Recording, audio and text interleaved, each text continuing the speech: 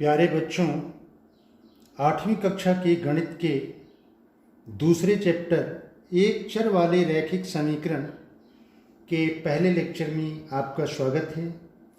इस लेक्चर में हम लोग ये 4 टॉपिक पढ़ेंगे।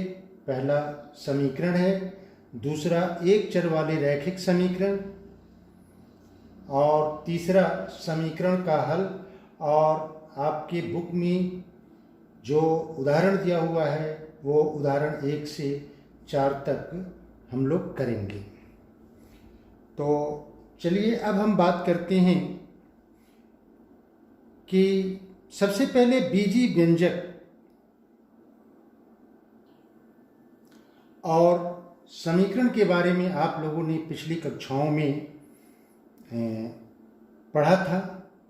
अब बीजी व्यंजक के कुछ हम उदाहरण लिख रहे हैं, जैसे 5x 2x - 3 2x - 3 3x + y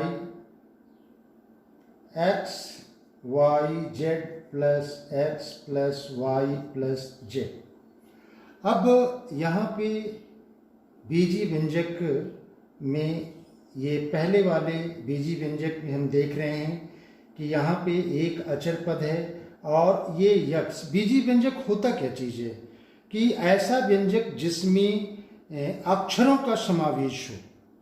अचर पद के साथ साथ अचर के साथ साथ अक्षरों का भी समावेश हो, तो उसको हम क्या कहते हैं, बीजी व्यंजक। अब यहाँ पे जो अक्षर यक्स है, इसमें यक्स और वाई है, इसमें यक्स वाई और जेड है, तो इसको हम चर कहते हैं। चर का मतलब जिसका मान बदलता हो, ठीक है, और अचर जिसका मान बदलता न हो। तो यहाँ पे ये जो 5x लिखा हुआ है, तो 5x में यक्स आपका चर होगा और 5 क्या होगा, अचर होगा, ठीक है। तो इस चर के साथ जिस अचर का गुणा होता है वो इसका गुणांक कहलाता है, ठीक है। ये गुणांक कहलाता है और ये क्या कहलाएगा, चर कहलाएगा। उसी तरह से इसमें ये x आपका क्या है, चर है, और ये 2 इसका क्या है, x का गुणांक है, ठीक है ना। और यहाँ पे ये 3 क्या है, अचर पद है, ठीक है। इसी तरह से यहाँ पे देखें 3x + y, तो इसमें 2 चर हैं, एक चर x है और दूसरा चर y है, तो ये 2 चरों वाला बीजीय व्यंजक कहलाएगा। यहाँ पे देखिए ये x y z, इसमें कितने चर हैं, 3 चर हैं, तो ये 3 चरों वाला बीजीय व्यंजक कहलाएगा। और इस बीजीय व्यंजक में 1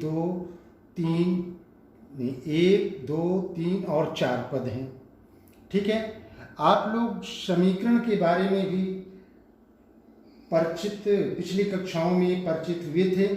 जैसे अब इस बीजीय व्यंजक को बराबर करके कुछ हम लिख दें, जैसे मान लीजिए कि ये 5x बराबर हम 25 लिख दें, या 2x - 3 बराबर 7 हो जाए, ठीक है। तो यहाँ पे इनके बीच में ये समता का जो चिन्ह आता है, इस चिन्ह को हम क्या कहते हैं, समता का चिन्ह कहते हैं। और इसमें आपका ये x क्या है, x चर है, और ये अचर है जो x का गुणांक कहलाएगा, ठीक है। तो समीकरणों में इन दोनों में अंतर आप देखें कि इसमें समता का चिन्ह नहीं है, लेकिन समीकरण में क्या है, समता का चिन्ह है, ठीक है। तो ये समता का चिन्ह है, इस बीजीय व्यंजकों में नहीं होता है। अच्छा, एक चीज और कि यहाँ पे यह जो समीकरण दिया हुआ है, ये 2x - 3 बराबर 7, तो इसमें इधर वाला जो पोर्शन है इसको हम बायां पक्ष कहते हैं, ठीक है, बायां पक्ष, और इधर वाले पोर्शन को दायां पक्ष कहते हैं, ठीक है। इसको अंग्रेजी में हम लेफ्ट हैंड साइड और इसको राइट हैंड साइड कहते हैं। और बीच वाला जो पद है, बीच वाला जो है, इसको क्या कहते हैं? इसको समता कहते हैं, या बराबर भी आप कहते हैं इसको। और इस पूरे को हम क्या कहते हैं? पूरे को समीकरण कहेंगे। ठीक है, पूरे को समीकरण कहते हैं। अब इसके बाद बात आती है, ये तो समीकरण तो समझ में आ गया। अब इसके बाद अगला जो पॉइंट है वो है एक चर वाले रैखिक समीकरण। तो एक चर वाले रैखिक समीकरण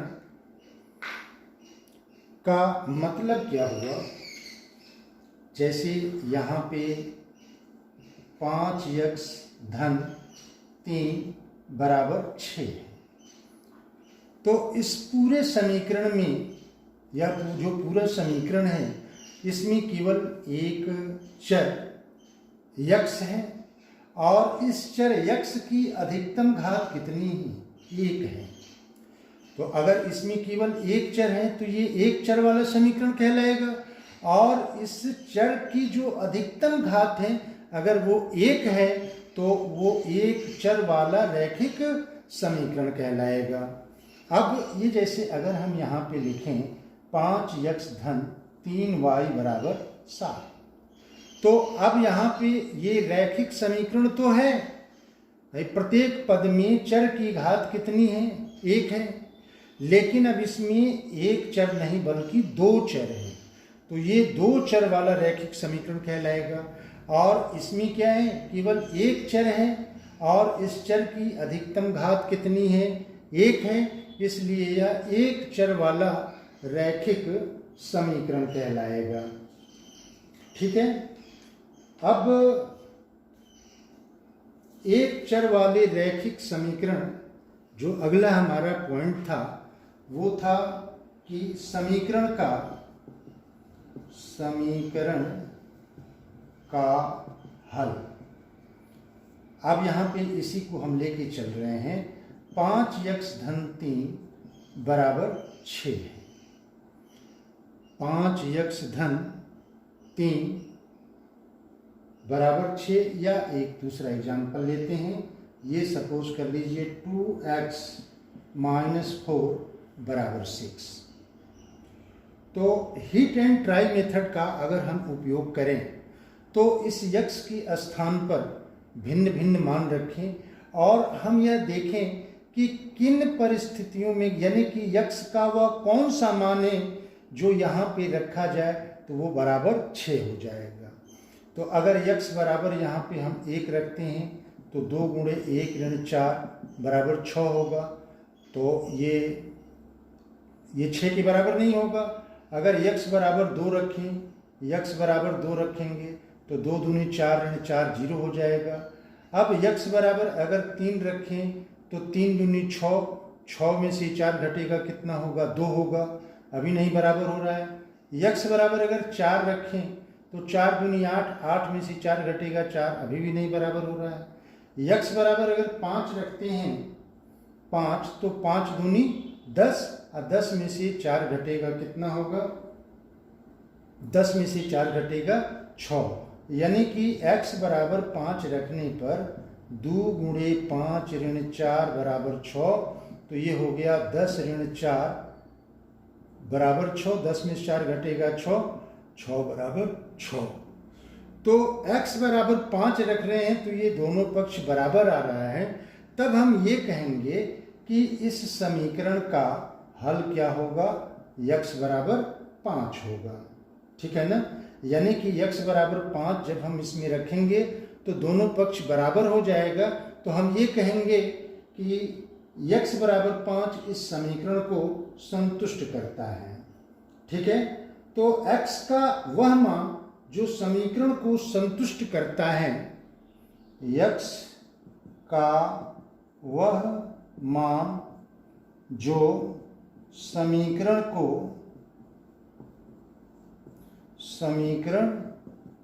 संतुष्ट करता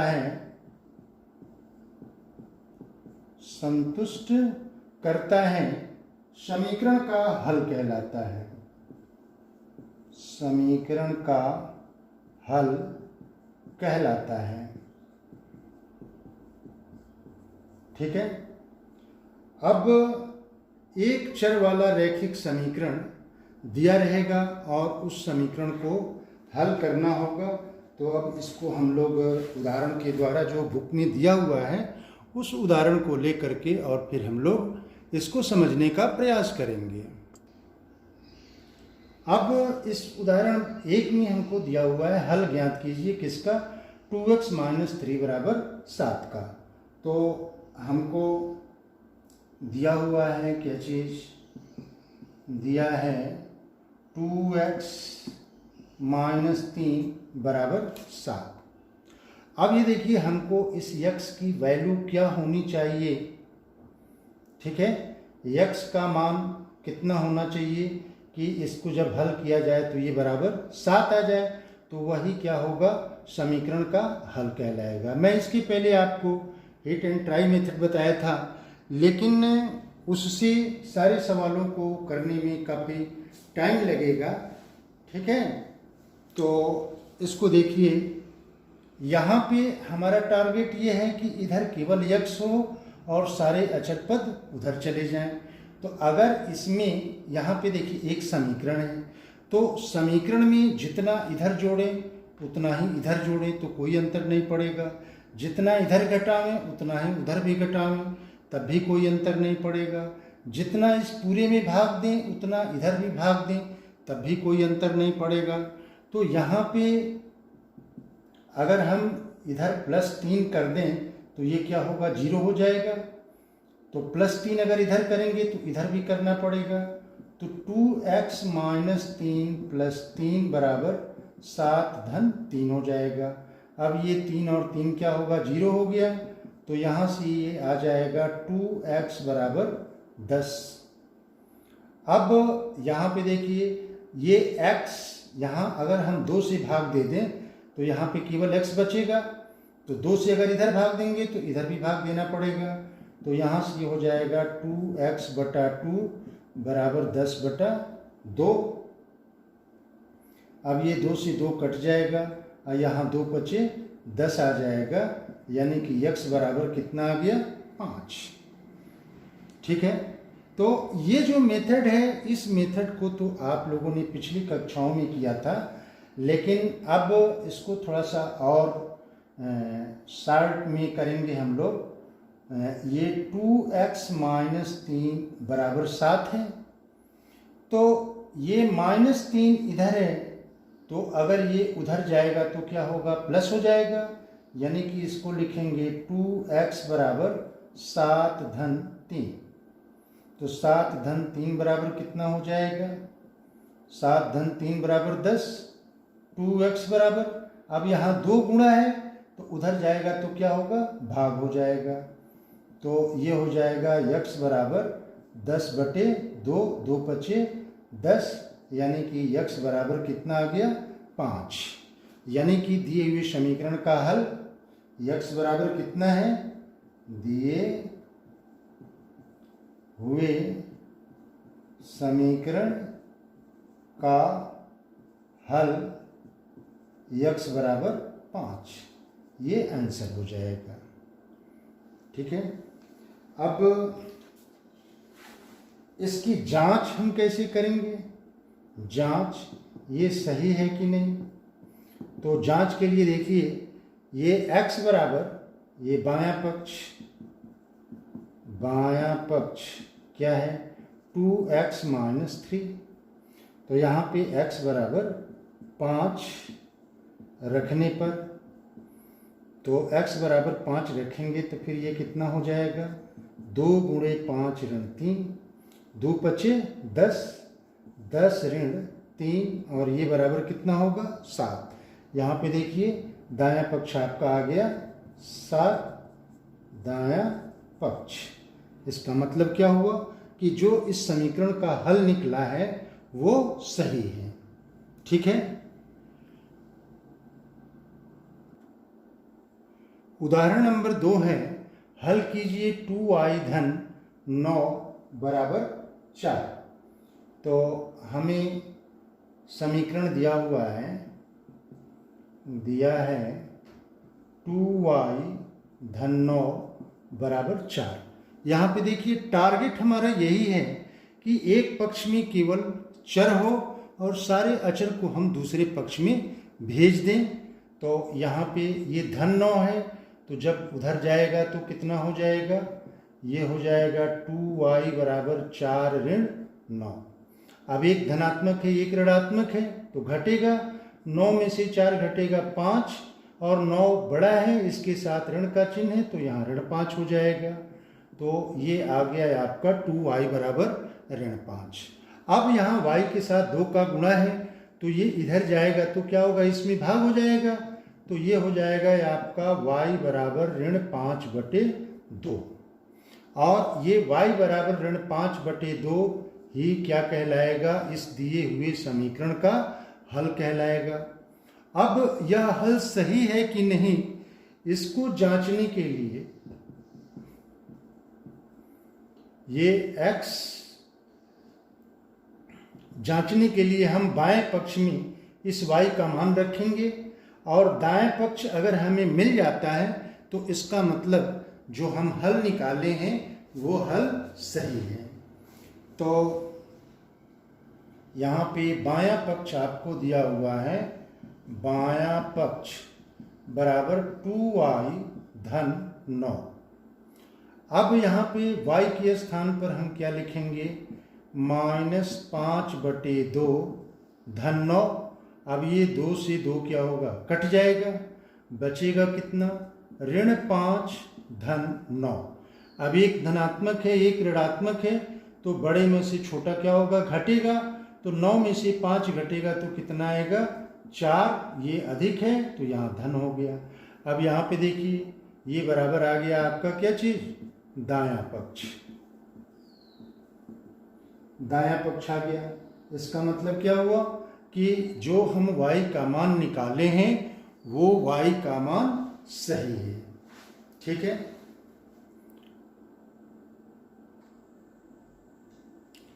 उदाहरण नंबर 3 है, हल कीजिए x/3 धन 5/2 बराबर ऋण 3/2।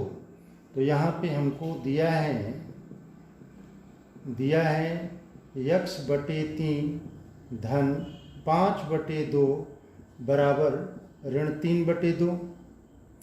अब यहाँ पे 5/2 को उधर हम पक्षांतर कर दें तो ये कितना हो जाएगा, x/3 बराबर ऋण 3/2। अब ये धन है तो उधर जाएगा तो क्या होगा, ऋण हो जाएगा 5/2। अब ये देखिए दोनों का हर बराबर है तो यहाँ पे -3 -5 हो जाएगा और यहाँ पे हो गया है आपका x/3। तो यहाँ से x/3 -5 और -3 -8/2 होगा, 2 चौको 8, यानी कि x/3 बराबर -4। अब यहाँ देखिए ये 3 क्या है, भाग है, जब उधर जाएगा तो गुणा हो जाएगा। तो यहाँ से x बराबर आ जाएगा -4 गुणे 3 या x बराबर -12। ये आपका समीकरण का हल हो गया। अब यह हल x बराबर -12 ये सही है कि नहीं, इसकी हम जांच कैसे करेंगे। तो जांच अभी हमने बताया कि बाएं पक्ष में x के मान को रखेंगे। तो बायां पक्ष बराबर कितना है, x/3 धन 5/2। x के स्थान पर कितना हमको रखना है, -12, तो ये बराबर हो जाएगा -12/3 और धन 5/2। अब ये कितना हो जाएगा, 3 चौको 12, ये बराबर हो जाएगा -4 धन 5/2। अब यहाँ पे -4 को हम 4/1 लिख सकते हैं और 1 और 2 का लघुत्तम समापवर्त कितना होगा, 2 हो जाएगा। 1 2 2, 2 चौको 8, -8 और प्लस 2 एकम 2, यहाँ 5 हो जाएगा। तो -8 और धन 5 ये क्या है आपका अधिक है, ये कम है, एक धन है एक ऋण है, तो 8 में से 5 घटेगा 3, तो -3/2। यहाँ देखिए दाएं पक्ष में कितना आया है, -3/2, तो ये बराबर हो जाएगा ये आपका दायां पक्ष। ये आपकी जांच भी हो गई, यानी कि ये x का जो मान -12 है वो क्या है, सही है।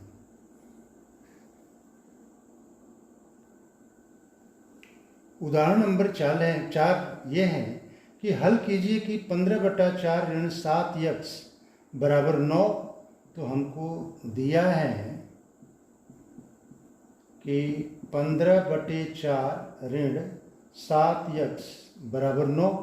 अब ये अचर पद को हम उधर लेके चले जाएं तो ये हो जाएगा -7x बराबर 9। अब ये धन है, उधर जाएगा तो क्या होगा, ऋण हो जाएगा, तो ऋण 15/4 हो जाएगा। अब इसको थोड़ा सा हम हल कर दें, यहाँ पे बटे 1 करें तो 1 और 4 का लघुत्तम समापवर्ग 4 हो जाएगा, 1 चौको 4, 4 9 36 और 4 एकम 4, यहाँ 15 हो जाएगा। अब इसको घटाएंगे तो कितना हो जाएगा, 6 में से 5 घटेगा 1 और 3 में से 1 घटेगा 2, ये हो जाएगा 21/4 और यहाँ पे ऋण 7x और फिर ये भी हो जाएगा आपका ऋण 7x। अब ये ऋण 7 ऋण का अगर हम दोनों पक्षों में गुणा कर दें तो यहाँ 7x बराबर 21/4 हो जाएगा, यहाँ ऋण आ जाएगा, क्योंकि ऋण का जब यहाँ गुणा करेंगे तो धन होगा और धन में ऋण का गुणा करेंगे तो ऋण हो जाएगा। अब ये 7 गुणा है तो आएगा तो ये नीचे गुणा हो जाएगा, तो ये हो जाएगा x बराबर -21/4 गुणे 7। अब ये 7 से कट जाएगा, 7 त्रिके 21, तो यहाँ से आपकी x की वैल्यू आ जाएगी -3/4। अब ये x बराबर -3/4 ये दिए हुए समीकरण का हल हुआ। अब यह हल सही है कि नहीं तो इसकी जांच हम कैसे करेंगे। जांच बायां पक्ष हम लेंगे, बायां पक्ष, तो बायां पक्ष क्या है, 15/4 ऋण 7x। अब ये बराबर हो जाएगा 15/4 ऋण 7 गुणे x के स्थान पर कितना लिखना है, -3/4, तो -3/4। अब ये माइनस का माइनस में गुणा होगा तो प्लस हो जाएगा, तो ये होगा 15/4 प्लस 21/4 हो जाएगा। अब यहाँ पे इसको हम जोड़ दें तो 5, दोनों का हर बराबर है तो अंश क्या होगा, जुट जाएगा, तो 5 और 1 कितना होगा, 6 और 2 और 1 3 और ये बटे 4, 4 9 कितना होगा 36, यानी कि ये बराबर कितना आ गया 9। और यहाँ देखिए 9 आपका दिए हुए समीकरण का दायां पक्ष है, तो ये बराबर आ गया दायां पक्ष। ठीक है, तो इसका मतलब क्या हुआ, या जो x का मान है वो जो x का मान यानी कि समीकरण का जो हल है x बराबर -3/4 ये सही है। ठीक है, तो आज के लेक्चर में बस इतना ही। अब अगले वाले लेक्चर में हम लोग प्रश्नावली 2.1 करेंगे। ये वीडियो आप लोगों को कैसा लगा कमेंट बॉक्स में लिखिएगा और इसे सब्सक्राइब कीजिएगा, लाइक कीजिएगा, शेयर कीजिएगा। Best of luck.